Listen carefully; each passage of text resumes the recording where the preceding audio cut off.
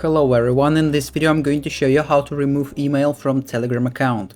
Actually, it's very easy and quick, but you need to watch this video until the end so you won't skip any important steps. So first of all, you need to open your Telegram application on your mobile device, or it can be your computer, for example your PC, so it doesn't matter, the steps are the same.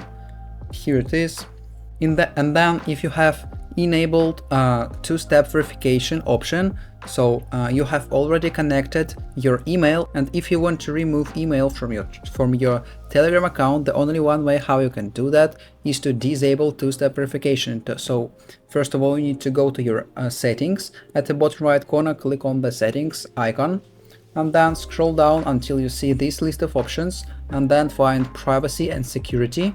Here it is. And then you need to find two-step verification button.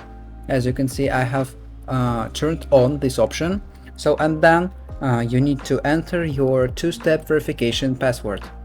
So then click on the next button at the top right, and then you will see this list of options. You need to click on the second one option, disable password. So and then your two-step verification option will be disabled and your email will be removed. So and that's all, and that's how to remove email from Telegram account.